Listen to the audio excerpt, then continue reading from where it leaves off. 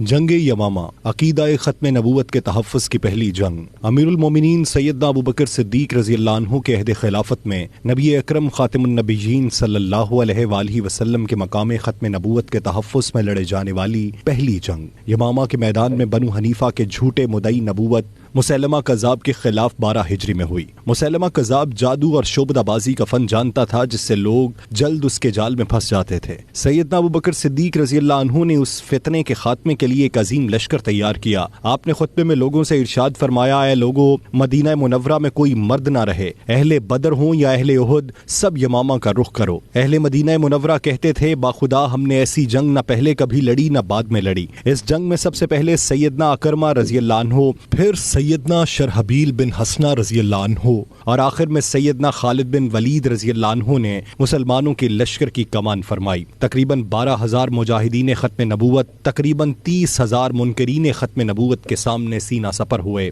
اس جنگ میں بنو حنیفہ کے باغ میں اتنا خون بہا کہ اسے حدیقۃ الموت کہا جانے لگا۔ اس باغ کی دیواریں قلعہ کی مثل اتنی بلند و بالا تھیں کہ ان میں کسی بھی طرف سے داخل ہونا تقریباً ناممکن تھا۔ سیدنا برہ بن مالک رضی اللہ عنہ نے ارشاد فرمایا، اے مسلمانوں، اب ایک ہی راستہ ہے، تم مجھے اٹھا کر اس قلعے میں پھینک دو، میں تمہارے لیے دروازہ کھولوں گا۔ آپ نے اس قلعے کی دیوار پہ کھڑے ہو کر منکرین ختم نبوت کے اس لشکر جرار کو دیکھا اور پھر تنے تنہا اس قلعے میں چھلانگ لگا دی۔ آپ نے ہزاروں کے لشکر سے تنہا لڑتے ہوئے دروازہ کھول دیا اور پھر مسلمانوں نے مسیلمہ کذاب سمیت 21,000 منکرین ختم نبوت کو کاٹ کے رکھ دیا۔ اس سے پہلے جتنی جنگیں ہوئیں، بدر، احد، خندق، خیبر اور موتا وغیرہ، ان تمام میں صرف 259 صحابہ کرام رضی اللہ عنہم شہید ہوئے، لیکن اس مارکہ تحفظ ختم نبوت میں 1200 مجاہدین اسلام نے جام شہادت نوش فرمایا۔